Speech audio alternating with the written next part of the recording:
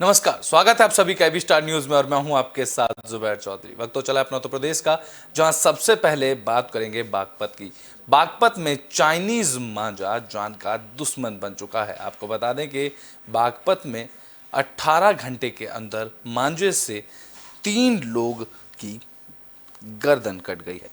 पतंगबाजी में इस्तेमाल होने वाला चाइनीज मांझा बच्चों के लिए मुसीबत बन रहा है। रोक के बावजूद चाइनीज मांझे की बिक्री जारी है। इस खूनी चाइनीज मांझे की चपेट में आकर पिछले 18 घंटे के अंदर ही 3 लोगों की गर्दन कट गई। तीनों लोग गंभीर हालत में निजी अस्पताल में भर्ती कराया गया। इन सब के बावजूद अधिकारी मौन बने हुए हैं, जिसका कारण बाजार में खुलेआम चाइनीज मांझे की बिक्री हो रही है। दरअसल पहली घटना दोघट थाना क्षेत्र के दाहा की है, जहां दाहा गांव निवासी किसान सत्येंद्र अपने खेत से बाइक पर सवार होकर घर लौट रहे थे। तभी अचानक उनकी गर्दन में चाइनीज मांझा उलझ गया। बाइक चलती होने की वजह से उनकी गर्दन की नसें कट गईं और उसने हाथ से उसे सुलझाने का प्रयास किया तो हाथ की 2 उंगलियां भी कट गईं, जिस कारण वह सड़क किनारे बाइक समेत जा गिरे। आसपास के लोगों ने उन्हें बड़ौद के निजी अस्पताल में भर्ती कराया, जहां डॉक्टरों ने उनकी जान तो बचा ली, लेकिन उनकी गर्दन पर 46 टाँके आए। तो वहीं दूसरा केस बड़ौद कोतवाली क्षेत्र का है, जहां बावली रोड पर बाइक सवार राजीव बाजार में सामान खरीदने जा रहे थे। अचानक उसकी गर्दन में चाइनीज मांझा उलझ गया, जिससे बाइक तुरंत सड़क पर पलट गई। लोगों ने उन्हें उठाकर निजी अस्पताल में भर्ती कराया, जहां उनका इलाज किया जा रहा है और उनकी गर्दन पर 17 टाँके आए। और तीसरा केस बागपत थाना क्षेत्र का है, जहां सरूरपुर गांव में बड़ौत निवासी टेलर मास्टर मुरसलीन अपने मित्र नफीस के साथ हरियाणा के पास घर लौट रहे थे। तभी उनकी बाइक हाईवे पर सुरूरपुर गांव पहुंची तो अचानक मुरसलीन की गर्दन को चाइनीज मांझा काटते हुए पार हो गया। वहां मौजूद लोगों ने एम्बुलेंस की मदद से उन्हें बड़ौत के निजी अस्पताल में भर्ती कराया। इस मामले में डॉक्टर मनीष तोमर का कहना है कि रोज इस तरह के केस आ रहे हैं और 24 घंटे के अंदर ही यहां पर 2 ऐसे केस सामने आ चुके हैं। सरकार इस मामले को लेकर गंभीर कदम उठाने के लिए प्रयास करने होंगे, ताकि चाइनीज मांझे पर बाजार में बिक्री से रोक लगाई जा सके। क्या नाम है आपका भैया? मेरा नाम है सत्येंद्र राणा। अच्छा, क्या घटना हुई आपके साथ? मैं अपने खेत पर जा रहा था जी, तो वहाँ 2 पेड़ के बीच में धागा था। वो बिल्कुल नजदीक आएगा, जब दिखाई दिया तो मैंने हाथ से वो टूट गया। फिर भी गर्दन पे कम से कम 40-45 टांके आ रहे जी। ये चाइनीज मांझा ही था? हाँ जी, चाइनीज नीला मांझा था बिल्कुल। हाँ जी, ऑपरेशन हुआ? ऑपरेशन? हाँ जी, 48 टांके हैं। 48 हाँ जी। आपका नाम? मेरा नाम भाई अंकुर। अंकुश जी, आपके साथ जो है ये आए हैं, क्या घटना हुई है? ये हमारे अंकल है, खेत से आ रहे थे तो रोड में सड़क किनारे पेड़ खड़े होते हैं, उन पेड़ों पे दोनों तरफ से मांझा लगा हुआ था नीले। बुलेटिन में बात फिर से बागपत की कर लेते हैं, जहां पतंगबाजी के चक्कर में मारपीट हो गई। आपको बता दें कि एक युवक ने पुलिस कर्मियों से भी पतंगबाजी के चक्कर में हाथापाई की। आपको बता दें कि पतंगबाजी के विवाद में ग्राम प्रधान को गोली मारने की घटना सामने आई। इसमें ग्राम प्रधान गंभीर रूप से घायल हो गए। घायल ग्राम प्रधान को जिला अस्पताल में भर्ती कराया गया, जहां सूचना पर सीओ और इंस्पेक्टर पुलिस बल के साथ मौके पर पहुंचे। पुलिस को आता देख हमलावर मौके से फरार हो गया, लेकिन पुलिस ने दोनों आरोपियों को गिरफ्तार कर लिया। घायल ग्राम प्रधान को सीएचसी से मेरठ के लिए रेफर कर दिया गया।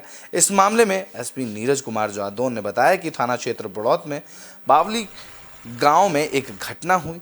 यहां पतंग उड़ाने को लेकर बावली गांव के ग्राम प्रधान गौरव पर गांव के ही निखिल और विपिन ने टूटी हुई कांच की बोतल से वार किया। इससे प्रधान घायल हो गए। इस मामले में दोनों आरोपियों को गिरफ्तार कर लिया गया है। वो पतंग काटने के बाद वो कौशनी होगी। हमने उसे कहा पे छत पे चला जा तू। उसकी मम्मी पापा उसकी बहन से लेना है। हमने सोचा मैं ठीक है जाओ लग रहा, साइड में खड़े थे कोने पे, और चले जाओगे। हम कुर्सी बैठ कर हम सीधा बैठे थे। पता नहीं हमें तो पता नहीं चला, हमने गाले कट्टे में गोली सीधी का मारी, मतलब कट्टे में गोली गलने लग रहा, मेरी नजर पड़ गई उस पर। मैं नीचे झुक गया, वो कट्टे पर सिर में लग गया, वो उधर ही यह घटना। बुलेटिन में बात अब कासगंज की कर लेते हैं, जहां गौशाला में गाय को जिंदा दफनाने के बाद ग्रामीणों में आक्रोश देखने को मिला। ग्रामीणों ने सड़क पर जाम लगा दिया। कासगंज गौवंश की हिफाजत करना योगी सरकार की पहली प्राथमिकता है। उत्तर प्रदेश में के मुख्यमंत्री योगी आदित्यनाथ ने गौवंशों की देखभाल के लिए तमाम नियम कानून बनाए हैं। 2019 से 2020 में योगी सरकार ने अपने बजट में से गौवंशों के कल्याण के लिए 631 करोड़ 60 लाख रुपए जारी किए थे, जिससे उत्तर प्रदेश पहला ऐसा राज्य बना जहां गौवंशों की देखरेख के लिए गौशाला बनाई गई और उनकी देखभाल के लिए कर्मचारियों की तैनाती की गई। भले ही सूबे के योगी सरकार गौशाला में गायों के रख रखाव और उनके चारे की बेहतर व्यवस्था के लिए बड़े दावे कर रही है, लेकिन इसके इतर कासगंज की गौशाला में गाय को जिंदा दफनाने का मामला सामने आया। कासगंज में गौशाला में 2 गाय की मौत हो गई। गौशाला में गायों की दुर्दशा को लेकर ग्रामीणों ने सड़क पर जाम लगा दिया। प्रदर्शनकारियों का आरोप है कि गौशाला में सुरक्षित गौवंशों को चारा नहीं मिल रहा है, जिससे एक ही दिन में 2 गौवंशों की मौत हो गई है और गौशाला में जेसीबी से गड्ढा खुदवाकर दोनों को ही दफन कर दिया गया। आरोप यह भी है कि दफन किए गए गौवंशों में से एक गाय को सिसकती हुए दफन कर दिया गया। ग्रामीणों ने गड्ढे से मिट्टी हटाकर देखा तो उसकी हल्की हल्की सांसें चल रही थी, जिससे ग्रामीण और भड़क गए। उन्होंने आमापुर में मोहनपुर वाले मार्ग को रोक दिया, जिससे वे कार्रवाई की मांग करने लगे। हालांकि मौके पर पहुंची पुलिस और नायब तहसीलदार ने ग्रामीणों को समझा बुझाकर शांत कराया। भोले सोलंकी। भोले सोलंकी जो यहाँ पर गौशाला के बाहर जाम लगा विरोध कर रहे हैं, आखिर क्यों विरोध कर रहे हो, क्या वजह रही? हम लोग यहाँ सुबह आए थे, सुबह आके मैंने गेट खुलवाया, गेट खुलवा के मैंने यहाँ देखा है तो गाय को दफनाया जा रहा था, उसमें गाय में सांस थी। हम लोगों ने यहाँ और सब लोगों भाई लोगों को फ़ोन किया, सबको बुलाया, धरना प्रदर्शन किया, रोड जाम किया। उसके बाद हमने उनके अंदर घुसे, उनकी नादे वगैरह देखी तो नादे क्या नाम है सूखी एकदम खा।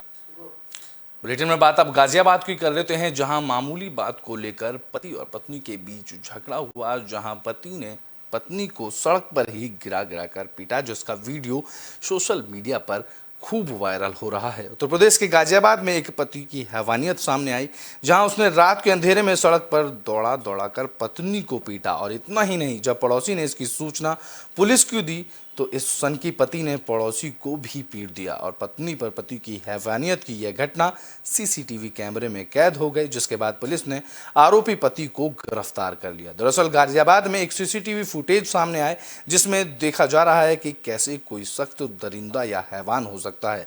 सीसीटीवी कैमरे में कैद हुई तस्वीरों में एक पत्नी अपनी जान बचाने के लिए सड़क पर इधर उधर भाग रही है और उसका पति उसको सड़क पर पटक कर पीट रहा है। पूरा मामला गाजियाबाद के थाना कविनगर के महेंद्र इनक्लेव का है, जहां आरोही मिश्रा को उसके पति सौरभ मिश्रा ने गुरुवार की रात को सड़क पर दौड़ा कर पीटा। यह घटना करीब रात 11:30 बजे की बताई जा रही है, जिसमें सीसीटीवी फुटेज में देखा जा सकता है कि कैसे महिला जान बचाने के लिए बाहर सड़क पर भाग रही है, मगर पति सौरभ मिश्रा ने सिर पर दरिंदगी सवार है और वह उसे सड़क पर ही गिरा कर मार रहा है।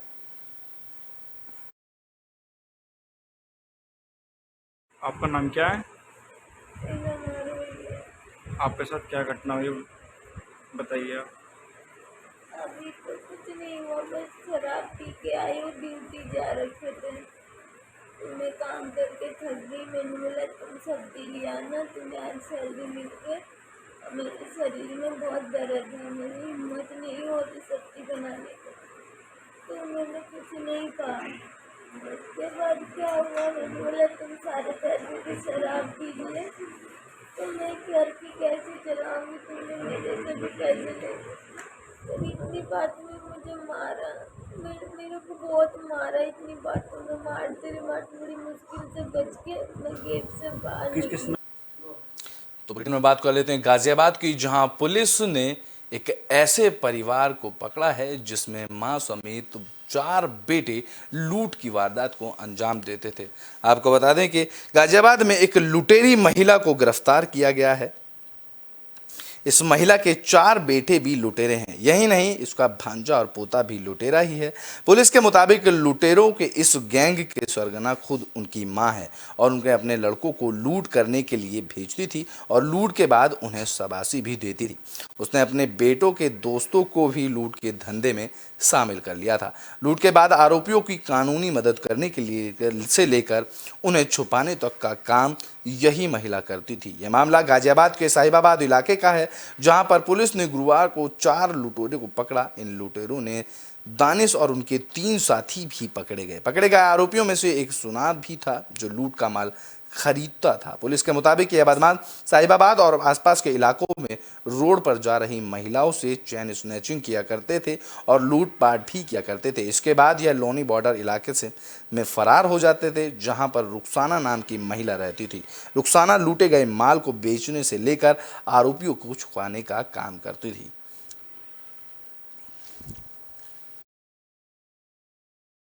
थाना क्षेत्र साहिबाबाद से आज रुखसाना नामक महिला को लूट के मुकदमे में गिरफ्तार किया गया है। रुखसाना लोनी थाना क्षेत्र की रहने वाली है, जो हिस्ट्री सीटर है। ये 1995 में एनडीपीएस में जेल गई थी। तब से लगातार चोरी और लूट और एनडीपीएस के मुकदमे में जेल जाती रही। करीब 15 मुकदमे इस पे दर्ज हैं। इसके 4 बेटे हैं जो चारों ही क्रिमिनल हैं, वो सभी लूट और चोरी में जेल जा चुके हैं। इसका पौत्र भी चोरी में जेल गया है। अन्य इसके रिश्तेदार हैं जो लूट और चोरी। बुलेटिन में बात अब कानपुर की कर लेते हैं, जहां गंगा नदी से बैराज पर पानी पर मगरमच्छ निकलने से इलाके में हड़कंप मच गया। आपको बता दें कि कानपुर में गंगा बैराज पर गुरुवार को उस वक्त हड़कंप मच गया जब बैराज में एक बड़ा मगरमच्छ बाहर निकला। मगरमच्छ को देख लोगों में हड़कंप मच गया। आनन फानन में वन विभाग की टीम को सूचित किया गया, जिसके बाद वन विभाग की टीम मौके पर पहुंची और डंडे और रस्सी से बांधकर मगरमच्छ को चिड़ियाघर ले जाया गया। स्थानीय वन अधिकारी दिलीप कुमार के मुताबिक सुबह करीब 8:30 बजे स्थानीय लोगों ने जानकारी दी कि जल संस्थान परिसर में एक मगरमच्छ दिखाई दे रहा है। इसके तुरंत बाद ही एक टीम मगरमच्छ को पकड़ने के लिए मौके पर भेजा गया। वन विभाग के मुताबिक मगरमच्छ करीब 5.5 फीट लंबा था और उसका वजन करीब 40 किलो था।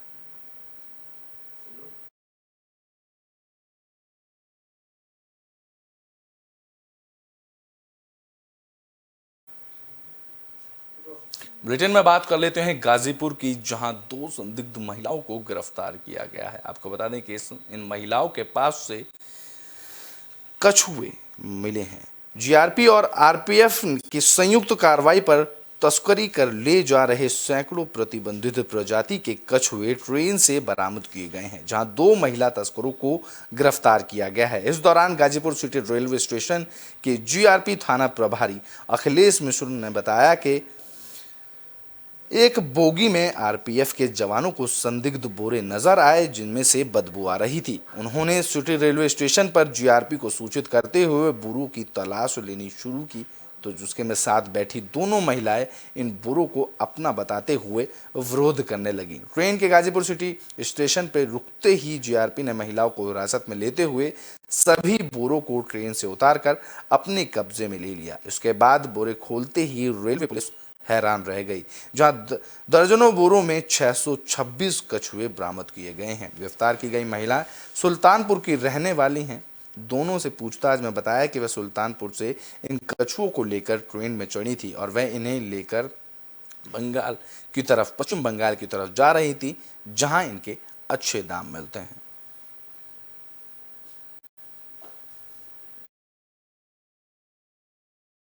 मैं अखिलेश कुमार मिश्र, थाना अध्यक्ष जीआरपी गाजीपुर सिटी अनुभाग गोरखपुर। सर, ये किस तरह का मामला है और क्या पकड़ा गया है? सर, आज दिनांक 19/8/2022 को मैं अपने हेड कांस्टेबल वीरेंद्र यादव, प्रदीप यादव, विजय बहादुरपुरी, महिला आरक्षी अनुराधा सिंह के साथ प्लेटफॉर्म पर भ्रमणशील था कि आरपीएफ के एएसआई श्री जयशंकर दुबे, रमाकांत पांडे और एक और हमरा हैं, उनके साथ वो मिले। उनसे हम लोग आपस में वार्ता ही कर रहे थे अपराध व अपराधियों के संबंध में कि मेरे यहाँ से कामाख्या एक्सप्रेस में स्कोर्ट ड्यूटी जाती है। स्कोर्ट ड्यूटी के आरक्षी विनोद यादव द्वारा मुझे फ़ोन करके बताया गया कि सर उक्त ट्रेन के D2 बोगी के अंदर कुछ बोरियां गठरियां रखी हुई हैं जिनसे बदबू आ रही है।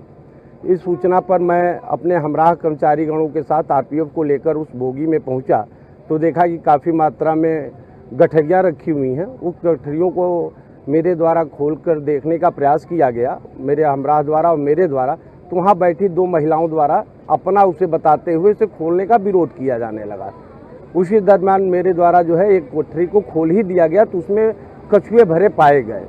इसके आधार पर महिला को महिला आरक्षी द्वारा आदेशित करते हुए 2 महिलाएं हैं, इन्हें ट्रेन से उतार लिया गया और इन्हीं 2500 जो सीट के नीचे रखी हुई बोरियां थीं इन्हें प्लेटफॉर्म पर उतार लिया गया। इसे खोलकर देखा गया तो इसके अंदर से 626 नग जो है कछुए बरामद हुए हैं। ये महिला कहाँ से आ रही थी? ये महिला मैं क्षेत्रीय वन अधिकारी सदानंद सिंह गाजीपुर में हूँ और अभी सूचना मिली है हम लोगों को जीआरपी के माध्यम से कि यहाँ कुछ ट्रेन। ब्रिटेन में बात अब कन्नौज की कर लेते हैं, जहां अल्ट्रासाउंड के नाम पर अवैध वसूली का मामला सामने आया है। दिलुनंगला गांव स्थित 100 शैय्या अस्पताल में विवादों से पुराना नाता रहा है। अब यहां होने वाले अल्ट्रासाउंड को लेकर की जा रही अवैध वसूली का मामला तूल पकड़ता जा रहा है। 100 शैय्या अस्पताल में एक हफ्ते में एक दिन गुरुवार को अल्ट्रासाउंड कराने की सुविधा है, जहां हफ्ते में एक दिन होने के कारण अल्ट्रासाउंड कराने वालों की अच्छी खासी भीड़ जुटती है। इस दौरान सुरक्षा योजना से जुड़ी महिलाओं को भी अल्ट्रासाउंड कराने के लिए काफ़ी भीड़ रहती है। बढ़ती भीड़ का आलम यह है कि अल्ट्रासाउंड कक्ष में पूरे समय आपाधापी का माहौल रहता है। अस्पताल से जुड़े कर्मचारी इसी आपाधापी और बढ़ती भीड़ का जमकर फायदा उठाते हैं। लोगों का आरोप है कि अस्पताल के कर्मचारी अल्ट्रासाउंड करवाने के नाम पर 50 से 100 रुपये तक की वसूली करते हैं। इसके अलावा वह लोग अपनी जान पहचान के लोगों को बिना नंबर के ही पहले अल्ट्रासाउंड करा देते हैं और लोगों को घंटों तक इंतजार करना पड़ता है। 100 रुपये ले लेते हैं। 100 रुपये? हाँ, जल्दी अगर कराओ तो 100 रुपये लेते हैं और ना जल्दी कराओ टाइम से 2-3 घंटे लगते हैं तो ऐसे भी करते हैं। यानी जल्दी नंबर लगाने के लिए 100 रुपये लिए जाते हैं। कहाँ से आए हैं आप? गाड़ियार से। यहाँ कितना टाइम हो गया है? कितने बजे आए थे? हम 10 बजे आए। यानी कि 2 घंटे से बैठे हैं। गीता, आप अपना कराने लिए आए हैं? तो ब्रिटेन में बात अब संभल की कर लेते हैं, जहां शहीद इंद्र मेघवाल को श्रद्धांजलि दी गई है। संभल ईसापुर सोनवारी में शहीद इंद्र मेघवाल को कैंडल मार्च लगाकर विनम्र श्रद्धांजलि देकर उनको याद किया गया और सभी युवाओं ने उनके हत्यारे के खिलाफ आक्रोश देखने को मिला। सभी युवाओं ने राजस्थान सरकार के खिलाफ नारेबाजी की और मुर्दाबाद के नारे लगाए। राजस्थान सरकार के खिलाफ ईसापुर सोनावरी में युवाओं, बच्चों और बुजुर्गों में बेहद आक्रोश देखने को मिला। सभी ने राजस्थान सरकार के खिलाफ जमकर नारेबाजी करते हुए मुर्दाबाद के नारे लगाए। तो वहीं इंद्र मेघवाल के इनको इंसाफ दिलाने के लिए नौजवान व बच्चों, बुजुर्गों में आक्रोश देखने को मिला। क्या नाम है आपका? अमित कुमार। रात आपने कैंडल मार्च निकाला था अपने गांव में, क्या है पूरा मामला और किसके उपलक्ष्य में निकाला था? शहीद इंद्र मेघवाल के उपलक्ष्य में निकाला था। गांव के सभी छोटे बड़े युवा साथी और बुजुर्ग साथ थे जी। और इंद्र मेघवाल के हत्यारों को राजस्थान सरकार इंसाफ दिलाए जी। और सभी जो राजस्थान सरकार के राजस्थान सरकार में इंद्र मेघवाल के हत्यारों को फांसी जी। और अगर सुनवाई नहीं हुई तो हम उग्र आंदोलन करेंगे। अच्छा, राजस्थान सरकार के खिलाफ आपने नारेबाजी भी की थी, मुर्दाबाद के नारे भी लगाए थे? हाँ। ब्रिटेन के आखिरी में बात कर लेते हैं किसानों के 75 घंटे वाले धरने की। आपको बता दें कि ग्रेटर नोएडा में जिला कलेक्ट्रेट के बाहर किसान धरने पर बैठे हैं। लखीमपुर खीरी में हुई हिंसा के विरोध में किसान धरना प्रदर्शन कर रहे हैं। दरअसल किसानों का कहना है कि वह अपनी मांगों को मनवाने के लिए प्रदेश के सभी जिला मुख्यालय के में 75 घंटे तक धरने पर बैठे रहेंगे। आपको बता दें कि किसानों ने हाथों में ढोल मजीरा लेकर अधिकारियों तक अपनी समस्याएं पहुंचाई। वहीं किसानों की तरफ से दिन रात किए जा रहे धरने के चलते पुलिस को सुरक्षा के तौर पर तैनात भी किया गया है।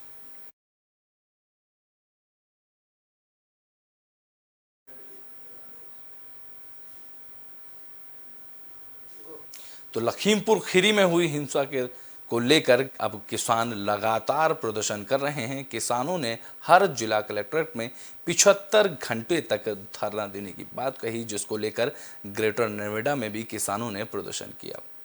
अपने उत्तर प्रदेश में अभी के लिए बस इतना ही। देश और दुनिया की तमाम खबरों के लिए देखते रहें एबी स्टार न्यूज़।